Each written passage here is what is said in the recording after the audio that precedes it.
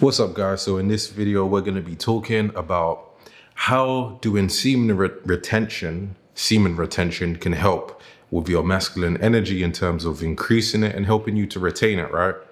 So as you guys know, or you should know, I was actually doing some experimenting with, sexual energy, excuse me, that's the cat. But we was doing some experimenting with sexual energy and about 3 years ago. 2020, and I vlogged it or reported back my experience on doing it was 120 days of NoFap, right? And I did a journal and I reported the effects. So I'm in a position to be able to tell you guys this. And then I did another video, which was like a 500-day update. But when I spoke about that video, it wasn't just the immediate effects that I, glamorized, basically. It was also the long-term knock-on effects of what happened. So I'm in a good position to talk about it now because it's been, 3 years later.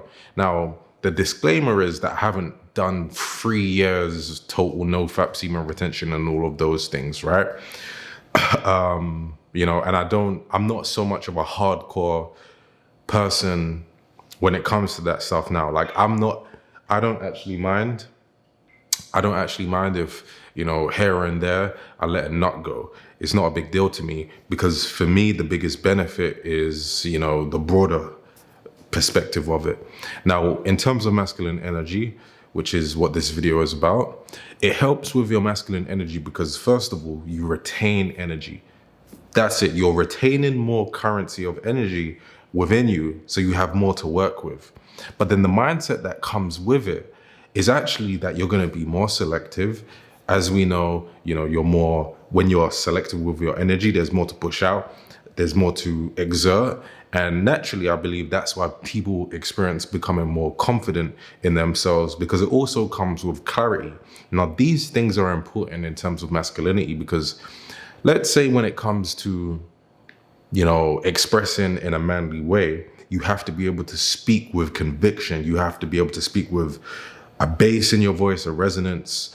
There has to be some form of stubbornness in your tone where people know you're not just flow like the feminine energy, and you can't just be knocked off on what you believe.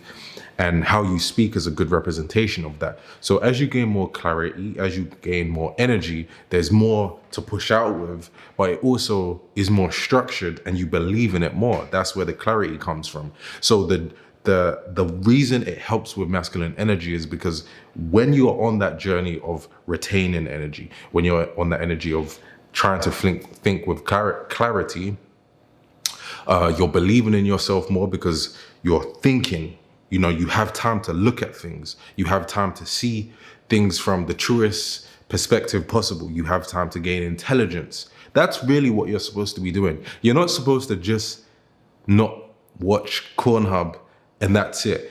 It's actually how you use the energy. You're supposed to be more focused, going to the gym, reading, working out, self-developing, working on your spiritual aspect, not just the physical, but also the spiritual. You might even want to do a journal. That's something we attribute with women, but as a man, I've done that too. And it helps to get your thoughts out and okay, this is my belief. This is how I feel. This is the direction I want to move in. These are the goals I want to have.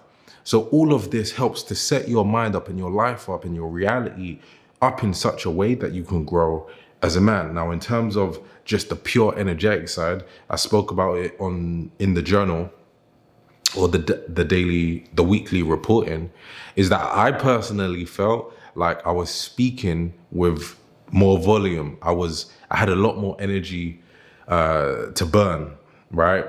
And it's just the way that you restructure and you express it in, the necessary way. Because I've seen people also talk about the fact that they have energy, but then, they don't do anything with it. And even I spoke about in the journal about having energy. And to some extent, there was a period where it didn't feel good. It felt bad. It didn't feel like I was growing or developing. It actually felt very uncomfortable. And it's part of the reason why I'm not such a diehard when it comes to it now. I'm not thinking to myself, I have to retain the streak. I don't know if the cats are coming out. Let me let them out.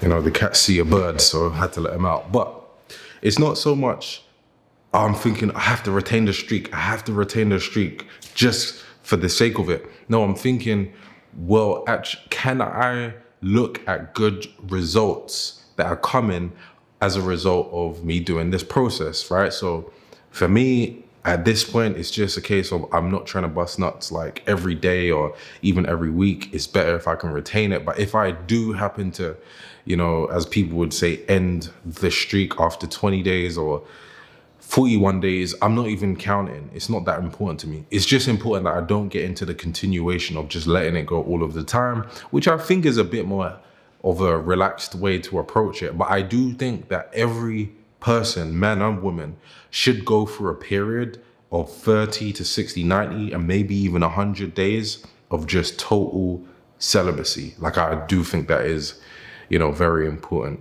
So if you've experienced some of this stuff, if you're gonna try it out, comment down below and let us know your motivations and what you've learned so far. But until then, you know, see you in the next one.